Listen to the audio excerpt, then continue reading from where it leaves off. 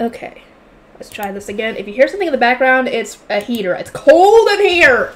I had to turn the heater on to keep warm. The prologue. Do I really want to keep that heater running? I do, but at the same time, I don't know how loud that is. To cut straight to the conclusion, my name is Midori Akitsu, and I died at age 27. It was a sudden death, but I guess it was from overworking? I knew I was probably working too much and feeling pretty ragged, but still. I suppose it was my fault for being so busy that I never made time to go to the doctor. I wonder what criteria they would use to determine overwork as a cause of death anyway. I'm not suffering from delusional love for my company or anything, but I feel a little bad about what death by overwork will do to the company's image, even if I was a temp employee. Especially when the parent company just went public and started selling stocks. I work for a smaller offshoot company, not the parent company, but I hope they don't go bankrupt over this. Oh man, I can imagine those assholes from the parent company chewing my supervisors out when they find out. I doubt it, considering they probably won't give a shit. They probably will not assume that you're overworked. It's probably because, as much as I want to keep it on, I don't know how loud it is compared to my recording. I don't want it really picked up in the background. But yeah, I don't think they'll think it's overwork unless it gets out to others that you were overworked. Even then, I don't think that will be too much of a difference. But even then, they could still blow it out of proportion. Honestly, I couldn't care less about the parent company. They don't even check on those of us on the front lines, so forget them. Yeah, what a mess. I was lost in my thoughts when suddenly God spoke to me. I didn't have much to lose, so I accepted it as a conveniently timed divine intervention and listened to what he had to say. God claimed that if I accepted his conditions, he would take care of me. These conditions included reincarnation. He nonchalantly told me I'd be thrown into a different world called Asdillan to determine the ultimate destruction or salvation of mankind. That seemed a little bit extreme, but I tentatively asked for more details. To sum it up, the humans in Asdillan justified mistreating the elves, beast people, demons, and other species by claiming, as God's chosen species, it's our duty to rule the world. No matter the world, humans aren't all that different, huh? Human history has always been full of things like that after all. Yeah, I agree. Like the Crusades, that was another thing that involved the whole thing, justifying killing everybody through God, essentially. So I asked God why he couldn't decide for himself whether or not to eradicate humans, but he responded that he created all species and loves them equally, so he couldn't. What a cop-out. I mean, wait a minute. Reincarnated? That means I'm really dead. End of the line, right? God said it was my fate to die at age 27, and even he can't change that. But if I agree to be reincarnated and decide for him whether or not to destroy humanity, he'll let me choose the manner of my death. Choose the manner of my death? That doesn't sound terribly appealing. So should I accept his conditions or give up and go with this sudden, probably overworked-induced death?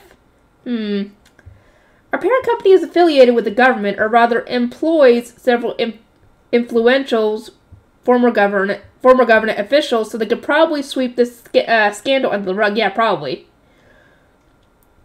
As I was about to refuse, God suddenly added that he would give me a special ability of my choice. A special ability, like a superpower? Reincarnation might be so bad if I start with a cheat skill in my back pocket. He asked what ability I like, and unlimited cuddles. What the fuck? Seriously, what kind of ability are you asking for? Sure, it'd be good to avoid, getting killed by monsters and stuff, but still. I want to play with tons of adorable animals, emotional support animals galore, I shouted from the bottom of my soul. God seemed taken aback by my unusual enthusiasm, but who cares? For a huge animal lover like me, okay, that makes sense now. It's just like a cat or a dog person getting this choice. Petting and snuggling with fluffy animals is the best stress relief imaginable. I used to latch onto my parents' cat, hugging and stroking her even though she always quickly decided I was an enemy and clawed me into a bloody mess. Oh, I hate that!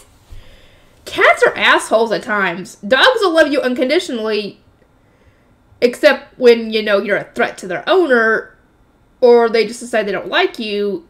But most of the time, they are good judges of character, essentially. Cats, on the other hand, they can just decide they don't like you out of a whim, and then the next day they like you. So, yeah. Ah! Oh crap, this means I just accepted his offer, doesn't it? Wait a minute, time out, that doesn't count, I cried. I'll make it so all creatures other than humans automatically love you, he offered. You can decide which ones you want to interact with. Whoa, that means I can experience unlimited cuddles with animals I never could have dreamed of getting close to in this world, like large felines and birds of prey? Wait, I need to stop letting myself get distracted. And you too, God, are you even listening to a word I'm saying? Yes. Except for after. Don't worry, everything will be fine. I've chosen a wonderful family for you.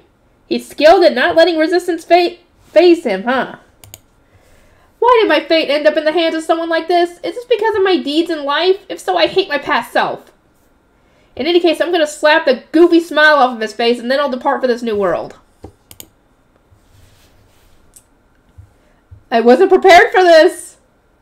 The kingdom of Gashe was in Larcia, the largest of the 3 continents in Osdalan. Great. Every single book I'm going to have to figure out how to pronounce words. Then Duke Ulfe and his family, who had blood ties to the royal family, celebrated the birth of their 3rd child, a baby girl. She was named Nefertima, and she was 10 days old. Huh? I'm a freaking baby? Who ever heard of a baby with this level of self-awareness? Is this a sick joke? Well, I mean, there are a couple of other isekais where that's happened, where they've grown up from a baby into, you know, adulthood. Let's see. There was the assassin one was one. Anna's definitely. Shoot.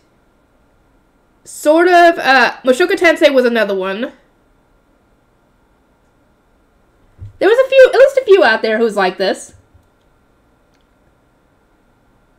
As if I could be satisfied with this. Grrr, this is all his fault! When I awoke, I was surprised by the fact that I couldn't move, and by the astonishingly beautiful woman before me. The beauty queen was my mother, and my father was a mega hottie too.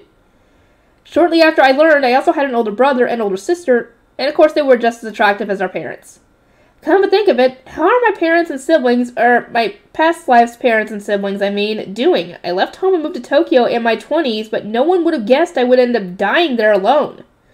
I was the healthiest of all my siblings, so it must have shocked everyone that I was the first to die. After all, in all my 27 years of life, I never had a single major illness or injury. Heck, I never even got the flu. I'm sorry for being such a bad daughter. It looks like it'll be a while before we can meet again, so please wait for me. Anyway, in the last 10 days, all I managed to gather was that I was a baby, my name was Nefertima, and my father was a duke. What a crappy situation to end up in. How am I supposed to cuddle fluffy animals if I'm stuck as a damn baby? You gotta grow! You gotta live life again! He's giving you this choice, you know. God could have easily dumped you in a 20-something-year-old body, but instead, he gave you the ability to live your life all over again, essentially. You get all the time you ever need to get cuddles with fluffy animals. So yeah, you get more time that way. I was in the middle of feeling sorry for myself when I learned that my family had a pet dog. The fierce-looking wolf-like white dog was as big as a Great Dane, and she always stayed close to me like my own personal bodyguard or something. Yep, here we go. Yeah, you're already getting that ability coming in handy here. This dog's name was Dee, and whenever I cried, she would brush my face with her fluffy tail. All I have to do is eat, sleep, and let my parents take care of my every need. Life as a baby isn't all that bad. In fact, I always secretly dreamed of being an unemployed bum living in my parents' basement. Wow! Moocher. Oh boy, but you can't really say you're mooching considering you're a baby and you can't even take care of yourself. So, I mean, when you put it that way, babies have a pretty sweet deal. Before long, I could hold my head up by myself, and my mother took me for a walk in the garden, but I got buried alive in a mountain of feathers. I'm not even exaggerating. So many different kinds of birds swarmed around me that I almost couldn't breathe. It was rough. My mother was shocked, to say the least. It would have been a shame to die of suffocation when I'd just been born, so I sent a request to the birds, silently thinking, that's enough. Somehow they got the message. Thank you, God, for this totally awesome ability. If nothing else, I'm grateful for these powers. Though, honestly, I would have preferred to be reborn as a peasant, not a duke's daughter. If I were a peasant, I wouldn't need to waste time socializing with other people. I would sneak off into the forest to play with animals whenever I wanted. That really would have been the life. Yeah. Yeah, and you could have asked them to help you hunt. Oh, shoot.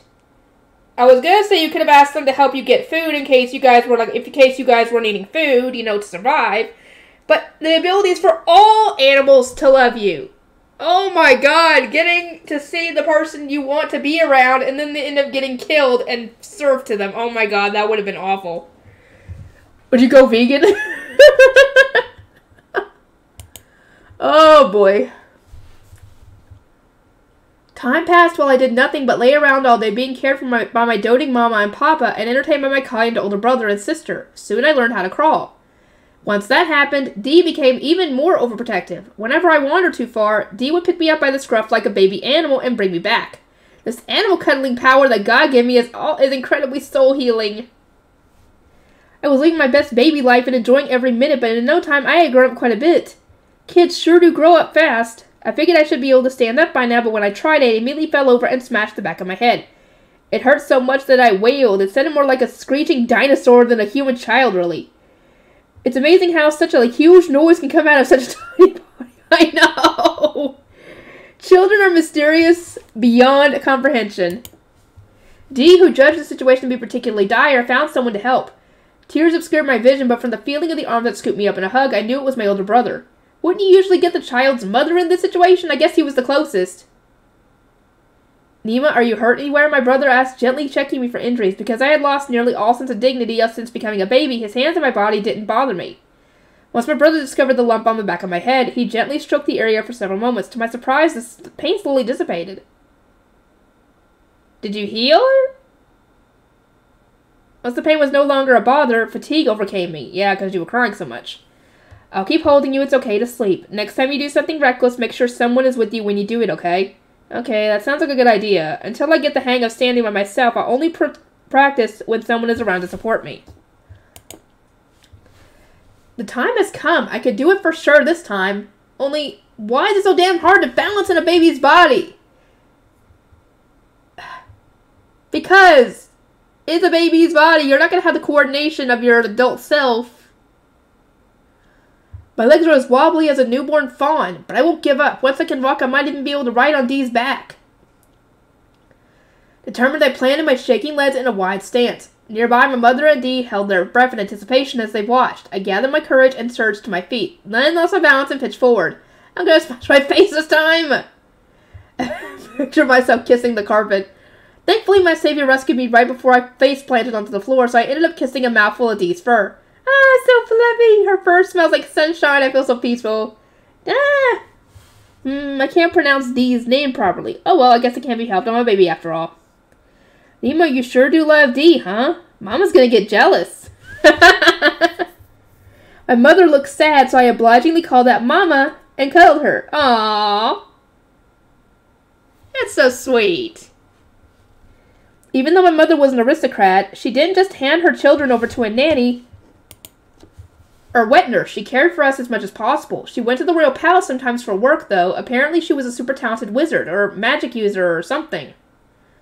When my mother wasn't around, my father took care of me. Honestly, it was more like I looked after him. My father was incredibly accident-prone. Oh! That's right, of course there's magic. What kind of fantasy world would this be without magic, right? I know! Oh, okay. My pain went away when my brother stroked my head because of healing magic. Okay, that's what I thought. However, I didn't appear to have much magic, or maybe I couldn't use magic at all. Oh well, even if I have some strange power, I'd probably end up getting wrapped up in some kind of trouble, so maybe it's better I don't.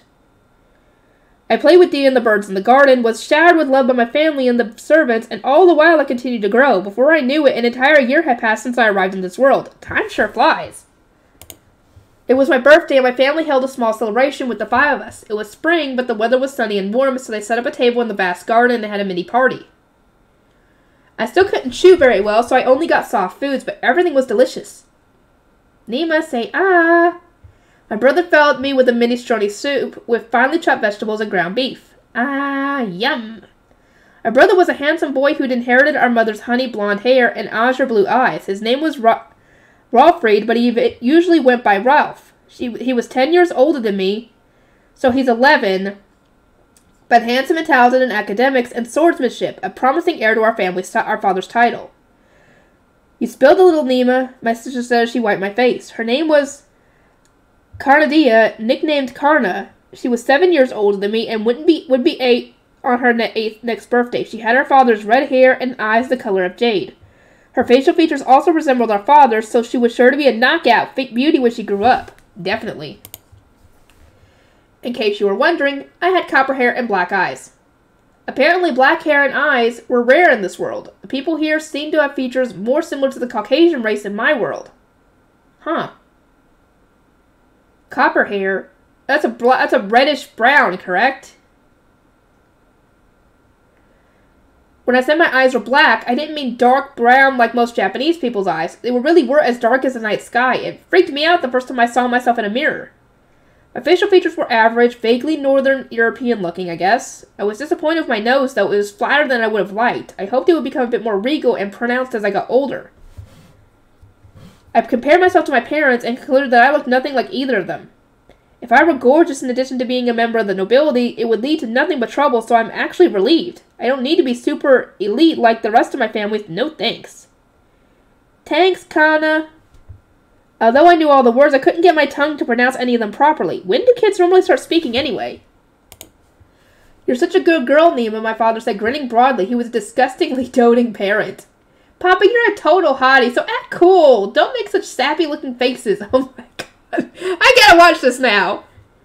After eating, we played in the garden. My brother taught me the names of the different flowers in the flower beds and showed me how to make a flower crown. My sister demonstrated some simple magic for me. I thought this was a little backwards compared to standard gender norms. My sister was a total tomboy, so I guess I shouldn't have been surprised. Using magic, Karna created a small bird about the size of a pigeon made out of flames. The bird leaped out of her hands and flew into the air, then with a sudden pop, it dissolved into tiny grains of fire, almost like fireworks, and faded away. My brother explained that this was a type of magic used for practice when the magic user would create a shape of their choice out of magic, and as it moved out of their range of control, it would lose its power. He said this magic was used only to learn how to cast and release a spell. I guess that's what you call a one-trick vendor, huh? Or a one-trick wonder. After that, it was time to explore the garden alone. I was by myself, but not really alone. Dee followed beside me, which was reassuring. There was a surprising number of animals in our garden. I wasn't sure what all the different species were called, but there were birds, creatures resembling squirrels, and even fish living in the pond. I wanted to look at the fish, but Dee wouldn't let me anywhere near the pond, so I had to make do. Well, of course you don't want to fall in. I'm not going to fall in. I'm not that much of an idiot. You're a baby! You're still you're essentially almost a toddler at this point. You're not going to have very full control of your walking, essentially. I thought while heading toward the base of a tree. Thunk. My foot caught in the root of a tree, and I fell over. Damn, that really hurt. I couldn't help but instinctively burst into tears. I'm still a toddler, so it's not my fault. Dee came over to me and licked my face. Hey, that tickles! My brother heard me crying and came to find me. He scooped me up in his arms, checked me for injuries, and used his healing magic on me. There you go. It doesn't hurt anymore, right? You're gonna be okay. You're so kind, Ralph. I love you. I gave my brother a grateful hug. Papa, I see you back there looking jealous. Knock it off. You're ruining your cool image. Oh my god. Number 2. I visit the royal palace. My mother had to go to the royal palace for work, but my father was also working that day, and my brother and sister were at school. I tried to plead my case, insisting that I'd be fine at home by myself, but for some reason that suggestion was rejected. Well, yeah. Looks like she hasn't gotten over that teeny tiny incident a few days ago when I snuck off when Dee wasn't watching to look at the pond and accidentally fell in. Yeah, we told you that. We knew that would happen. Since then, she's been treating me like there's no telling what I'll do if she leaves me alone for even a minute. I can't blame her for that one. So I would visit the royal palace with my mother. Dee would have to stay home. Apparently, pets weren't allowed inside the palace. I suppose I should have expected that. Nima, will you be a good girl while Mama's working? Uh-huh. I'll be on my best behavior. I won't interfere with your work at all, Mama. We traveled by horse-drawn carriage to an enormous, sparkling palace. The king and his family live here, and the central government is here as well, so I guess they live in the capital. So I guess it has to be impressive to serve as a symbol of the country. While my mother was working, I was left to entertain myself in a room in the Royal Magic User's Tower in one corner of the palace. My mother had tried to assign a babysitter to watch me, but I refused. I still couldn't tolerate spending a long time with people other than the members of my family. I'm not especially shy, but social interaction is exhausting. I whined so much, which was very out of character for me, that my mother conceded and cast a protection spell on me instead. I wasn't sure how effective it would be, but it seemed to be a simple spell. I didn't feel any different after she cast it. Once she cast the spell, my mother lingered as if reluctant to pry herself away, telling me many times to be a good girl, okay, before finally leaving. I thought I was about to see some awesome magic. What a letdown. I was bored out of my mind, so I opened the window and called to some birds in the garden. I can't get enough of these fluffy feathers. The birds closed their eyes, apparently enjoying being petted just as much as I enjoyed petting them. So cute! Come to think of it, this room is on the ground floor, right? I want to go outside and explore the garden. Sorry, Mama, I'll stick to the area just outside this tower. She'll never... Yes, she will!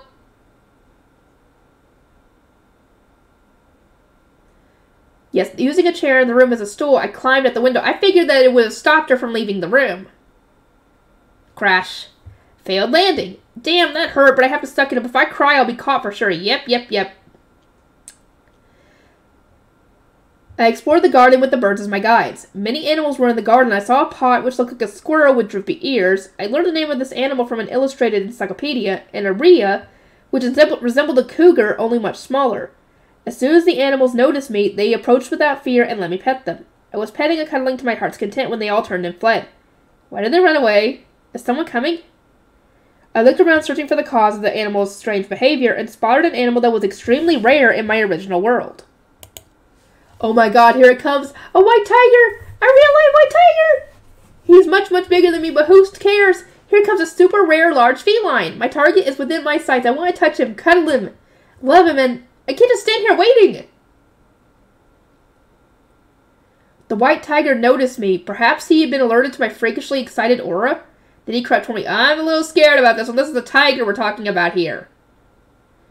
Is it okay to touch you? I think you're telling me to go for it. I was gonna not do that. The white tiger was within reach when he stopped to smell me. Then he licked my face with his giant tongue. I threw my arms around his neck and hugged him with gleeful abandon. Oh my god. Aww. Where did the big tiger come from? That's what I wonder. Oh my god, this is amazing! I expected the tiger's fur to be rough, but it was silky and soft. It feels so nice! I took my time enjoying the sensation of the tiger's luxurious fur to my heart's content, and the tiger didn't mind at all. He patiently let me pet him. Once the tiger and I were acquainted, he told me he would show me around the garden, so I climbed on his back and we went for a walk together. Score! Wait a minute. Where are we? I don't recognize this area. Oh man, Mama's gonna give me an earful if she finds out. I need to get back to them before she notices I'm gone. Lars, what's that on your back? Whoa, that surprised me. Someone's here. I looked in the direction the voice had come from and saw a shockingly handsome boy who was definitely on par with my brother in the looks department. Don't worry, Lars is a gentle feline, he told me, but you should get down. It's dangerous up there. Oh, I don't wanna. I tried to resist but was pried off the tiger's back. The handsome boy was holding me in his arms. I can tolerate it when my brother's my brother, but this is embarrassing. The most noticeable thing about this boy was his eyes. His eyes, which almost seemed to glow with an inner light, were delicately almond-shaped and the color of amethyst. He sure is easy on the eyes. Huh. His hair was slightly wavy and seemed to fall perfectly without any effort. The indigo-colored strands looked as soft and silky that I wanted to touch his hair and see if it was as soft as it looked. Not only that, but his facial features were perfectly symmetrical. Looks like it's true what they say, that symmetry correlates to beauty. But now I'm even more embarrassed. No hug, I whined. Put me down. When I struggled and flailed, the boy laughed. You demon! No! I fought to escape until the white tiger, apparently named Lars, came to my rescue. Thank you! The white tiger grabbed me by the scruff and gently placed me on the ground. Once my feet were on solid ground, I clung to the tiger, seeking comfort. A tiger stood protectively between the handsome boy and me. It's rare for him to let anyone other than me get close to him. Oh, so this boy is the white tiger's master. So what are you doing here, kid? Where are your parents? Where is here, anyway? I don't know my way around the palace. Mama is working. Damn it, why is it so hard to speak properly? This demon spawn of evil, his face is smiling, but I can see it in his eyes. He's laughing at me.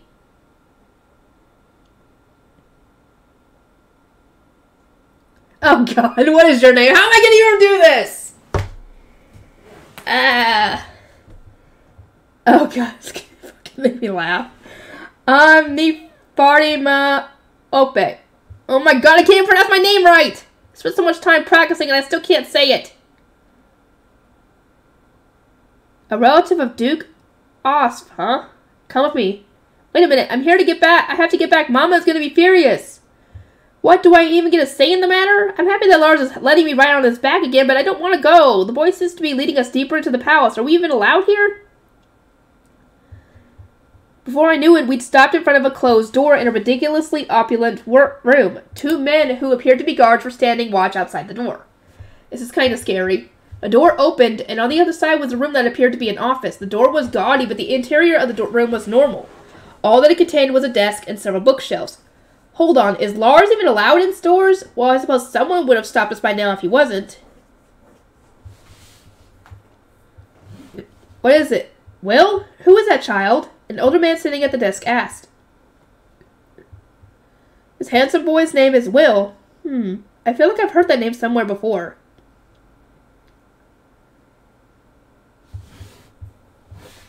Duke asked. She seemed lost, so I brought her here. I wasn't lost. I could have found my way back if I wasn't abducted.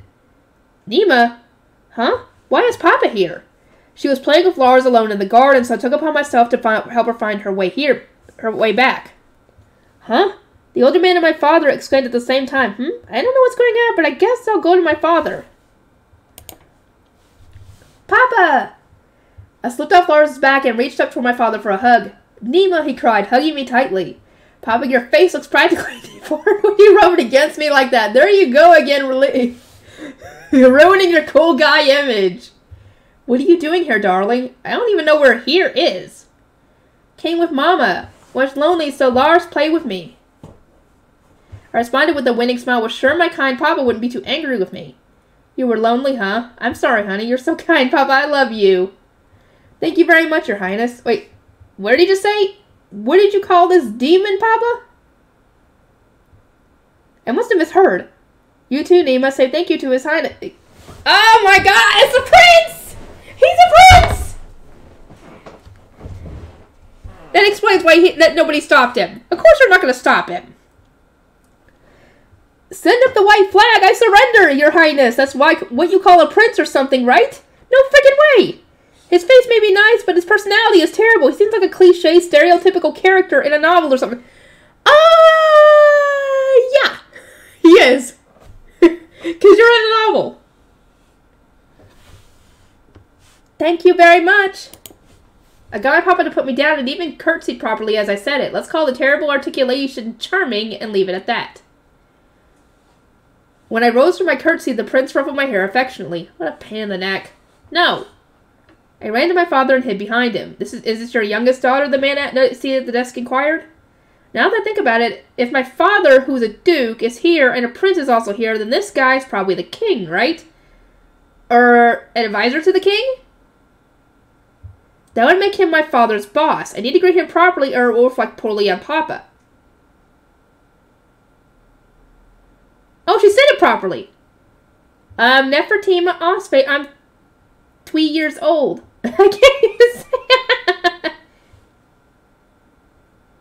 Alright, the pronunciation was a bit off, but I managed to say my name correctly this time at least.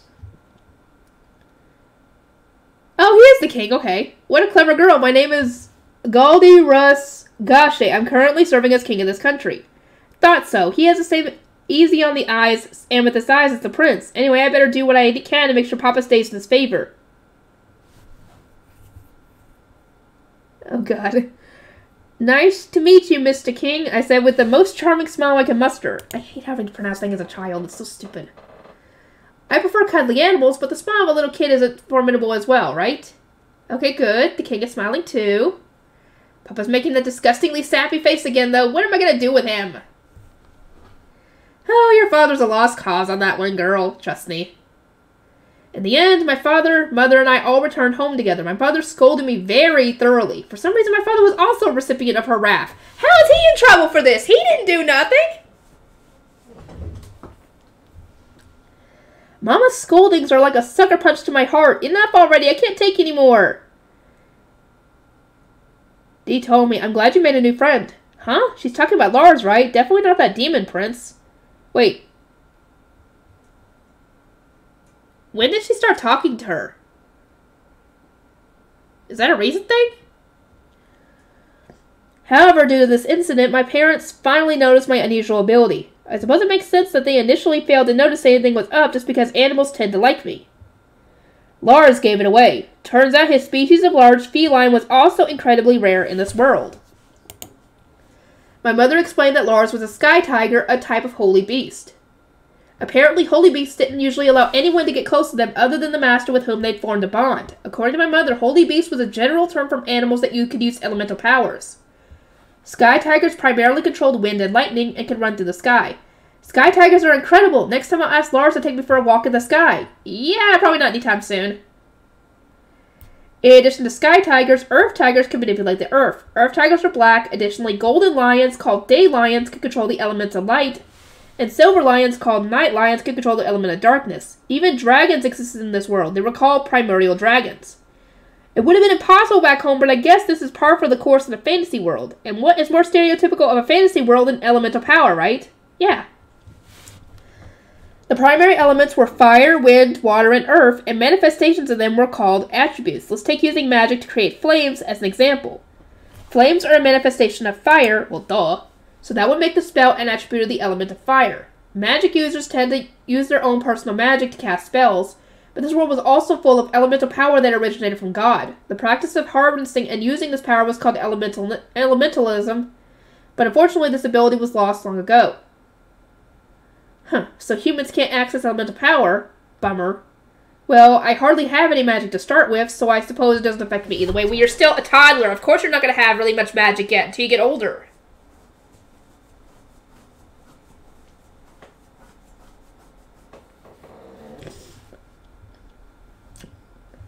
There was one exception. Each continent had its own elemental kings. If things here worked like any of the novels I've read, there shouldn't be just one all-powerful elemental king, but one for each of the 5 elements.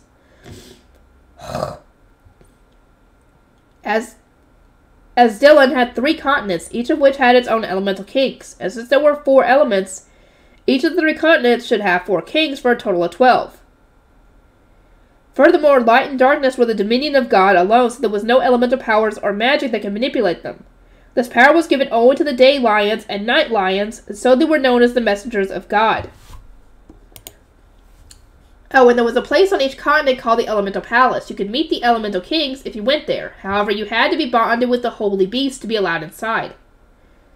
That means that Demon Prince has probably met with the Elemental Kings. Ooh, I'm so jealous, but maybe I'll get lucky and I'll also be able to meet them someday. Yeah, that's what I'll do. Oh, and Papa brought me a detailed book all about Holy Beasts. He forbade me from playing with any more Holy Beasts in public in the future. If I disobeyed this order, he said he would get Mama to give me another terrifying scolding. Too bad, I have no intention of heeding his warning. Oh, boy. Let's see. 33 minutes. Dang it. I can't, my foot hit the door. My foot hit the desk. Not the door. Let's go to school. Big Brother edition. Today I was going on an outing with Papa and Mama. There were going to be a class observation event at the school my older brother and sister attended. I wonder if the school has any rare animals or class pets. Or rare animals as class pets. Our brother and sister's school was a short distance from the royal palace. The first king of this country founded the Royal Academy, and every generation since the reigning king filled the role of school principal. It was the only school in the country designated as a royal academy rather than a public or private school. Anyone who passed the entrance exam could attend the academy regardless of social standing. And if you graduated from the Royal Academy, you could be regarded as a member of the elite and receive preferential treatment whenever you want. There were various specialization tracks, including Knight, Magic User, Beast Knight, Maid, Government Official, etc. Most graduates worked in the Royal Palace or at the estates of one of the noble families that governed each territory. Those who worked in the Royal Palace were classified as national government officials, whereas those who worked in the territories were regional government officials. The doors of the Royal Academy were open to any worthy individual regardless of social status, but one specialization track was only open to the children of noble families, the elite officer class. My brother and sister were both members of the elite officer class. I'm starting to sound sickeningly proud like father. Today my brother's lesson would take place in the schoolyard. When we arrived, tiered seating was set up by the visiting parents. Special seating was arranged for the noble families, and the seating differed depending on the rank of the family. The seating prepared for our family was a fluffy sofa complete with a tea set. Furthermore, a senior student from the maid class was waiting to serve us. Don't you think a sofa in the middle of the schoolyard is overdoing it just a bit? My mother and father didn't find this arrangement unusual. They ordered their tea as if this was perfectly normal. Fine, when in Rome, become a Roman. I play along. I sat on the sofa with a sigh. Sipping a cup of delicious tea, I casually turned to examine the rest of the schoolyard and was shocked. An incredible diorama was set up in the middle of the schoolyard. According to Papa, several teachers had worked together to construct it using magic. There was a mountain and a river that looked like they had been copied and pasted from some real-life location, and on the far side of a stretch of flat ground and lay a rocky area. Compared to the real thing, the mountain must have been about 1/100th scale, but even so, the mountain's peak was level with the roof of the 5-story school building. They're going to use this in their lesson? I'm so jealous, I want to play on it too! I don't think they're going to play on it. On each end of the diorama waited dozens of miniature soldiers about a foot tall. Constructed using a type of illusion magic, they would be the opponents for the students to fight in the upcoming battle simulation. There were several types of soldiers, including foot soldiers, officers, beasts, knights, and magic users. It looked just like a game of chess come to life. Now this is what I'm talking about. Come on, Fantasy World, don't let me down now. Amazing, I said to my parents with a smile so huge it almost took up my entire face. Mama squeezed me a little, and then Papa scooped me up in a big bear hug. Oh no, I'm instigating his majorly uncool behavior. Finally, it was my brother's time to shine. I didn't know the first thing about fighting, but even to the eyes of an amateur like me, from the way my brother herded a group of foot soldiers until they were backed up against the mountain, and the way he cast a magical booby trap in the area he'd cleared, he was obviously incredibly strong. It didn't take long before my brother had won. Wow, so cool! Seeing how excited I was, my brother picked me up and patted my head. Keep on patting! It would be a while until my sister's turn came, so we took a tour around the academy. The school was in the former Royal Palace building. As such, it was ridiculously huge. Uh-oh, nature's calling me? Well then, Wolf! Nima pee-pee! My brother obligingly carried me into the bathroom. I didn't need help to pee. I don't care if you are my blood-related brother. That's too embarrassing. Get out! I talked my brother down and went into the stall alone. Once I relieved myself, I came out to find my brother speaking with an important-looking person. Wolf? My sister's returned, so I need to go now. Your sister, she doesn't look anything like you. What? Who does this jerk think he is? That's an incredibly rude thing to say about someone you've literally just met. You should just get the servants to look after your sister. Oh, is he the stereotypical snobby bully character? He seems to see Rolf as his rival, but if he genuinely thinks he's anywhere near being in the same league as my brother, he's seriously deluding himself. You don't even know what he's like? This guy could be a genius for all you know. It's a shame he's such a loser because he's not at all that bad looking. Or maybe you plan to use her as an excuse once you've lost to me? Ka-ching! This guy is pissing me off. Wolf's really strong. Wolf never lose. What would a kid know? He's laughing down his nose at us. I've wondered lately if my mental age hasn't also regressed to that of a child, but I'm almost 30. This guy is the quintessential spoiled, rotten, rich bully. He's got an overinflated sense of pride, despite having done nothing in his life worth being proud of. Hello, you don't know that. Ooh. Better than an idiot who doesn't know his place, I shot back. How did you say that without messing up? Wow. Rolf stared at me in wide-eyed shock. Uh-oh. I should have expected that. Sorry, Ralph. Your little sister has an incredibly foul mouth, but I can't help it. I don't have an ounce of respect to spare for someone who has absolutely no manners. Just as suddenly, Ralph's expression, transformed into a wide smile. He looked just like Papa when he smiled like that. You little brat, the bully hissed. Oh, are you really about to get violent with a sweet little child? You really are a piece of crap, huh? What are they teaching at the school? Anyway, despite the fact that this is a school, it's not okay to throw social status to the wind. Even if he were a member of another duke's family, there's no way he could expect to get away with being rude to us. After all, our family has royal blood, and Papa and Rolf are in line of succession for the throne. Really? Our great-grandfather was the then king's younger brother. Generally, it was customary for the siblings of the reigning king to marry royalty from other kingdoms, thereby losing their place in the line of succession to their home country. However, our great-grandfather had abdicated his place in the line of succession to marry our great-grandmother. At the time, it was a huge scandal, but based on current royal household law, our family was still in the line of succession. Even though, among all the nobility, our family is second only to the royal family. Papa is like that. Huh. What are you doing? That voice wasn't loud, but carried an air of overwhelming authority. I have a bad feeling about this. Your Highness. I knew it. Time to hide behind my brother. My brother and the human scum were both bowing. They wouldn't be permitted to rise until told to do so, so I stared at the ground, avoiding eye contact. Yeah, I'm an unmannered beast. Sue me. At ease. Once His Highness gave us permission, the two boys straightened up. I remained as I was, hidden behind my brother. Oh!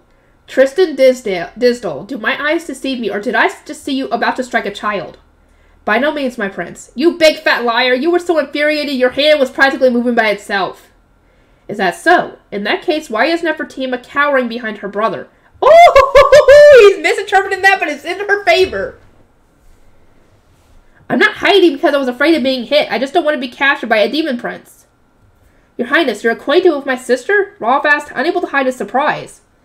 I previously found her wandering around lost in the garden of the royal palace and returned her to your father. I wasn't lost. Crap, my mouth just moved on its own. So you're mouthing off to me now, are you? Yeah, a demon prince is coming this way. Gotta run! I was about to flee when a pair of strong arms lifted me off my feet in a forceful hug.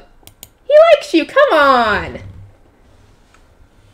It's adorable, come on, let him hug you. Oh, let me go! My brother and the human scum were rendered immobile with shock at the sight of an amused-looking prince holding a very annoyed little girl. Some help over here, please. You're as amusing as ever. Why don't you become my plaything? No! No. Calling someone amusing to their face, treating me like a toy. He really is a demon, this demon prince. Wolf!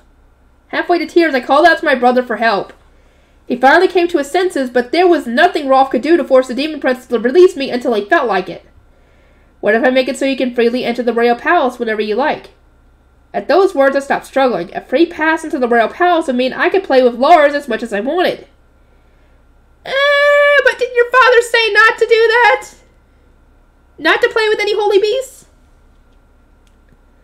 The demon prince seemed to be fighting back a smile as if he could read what I was thinking on my face.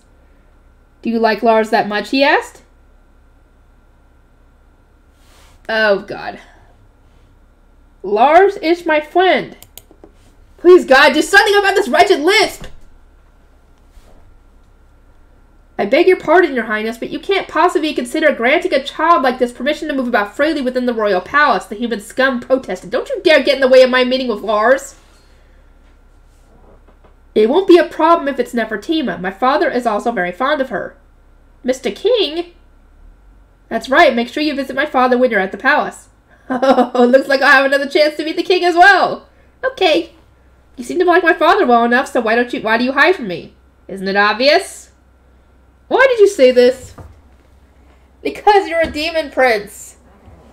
I replied without hesitation. Apparently my linguistic ability improved when I talk crap about people. Turns out I have such a bad personality that I honestly have no right to talk about anyone else.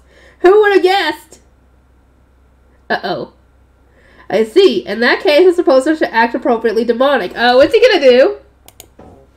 That is an incredibly evil smile you're wearing right now, Prince. Ah! Let go! Don't pinch my cheek. Can I cry now? It's okay to cry, right? Pardon me, your highness. It's almost time for Carter's presentation, so might I ask you to return my sister now? Nice one, Rolf! I was released from the pinch attack, but I couldn't even begin to let my guard down as long as I remained in the demon prince's arms. Let me go already, I beseech from the bottom of my heart. In that case, I'll join you. Thanks, but no thanks. You know what? Scratch that. No thanks at all. Just no.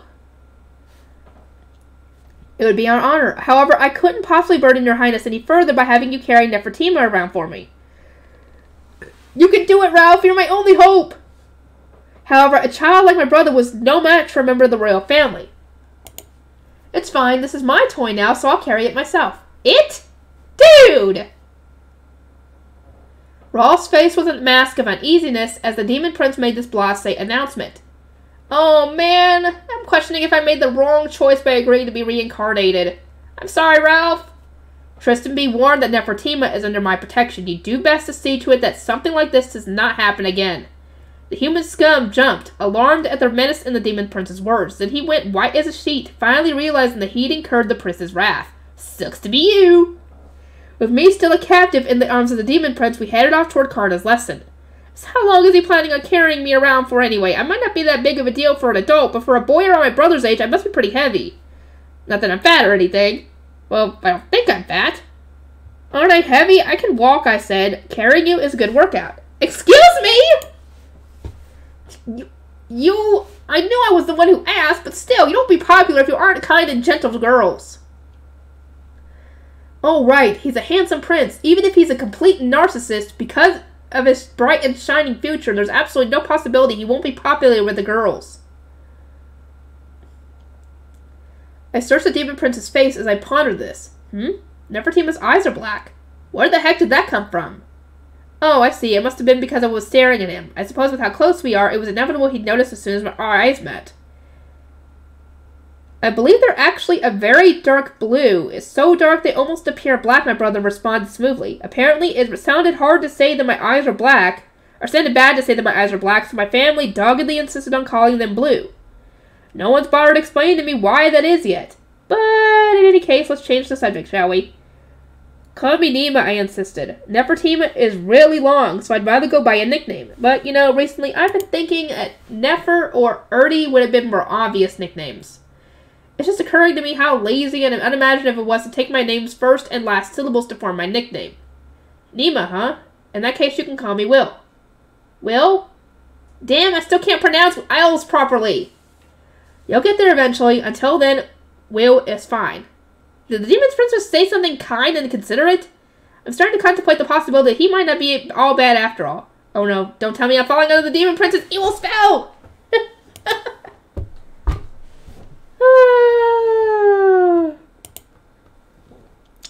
Okay, I think that's going to be it for this one. I will see you guys in the next one. And I might actually pick up the anime too!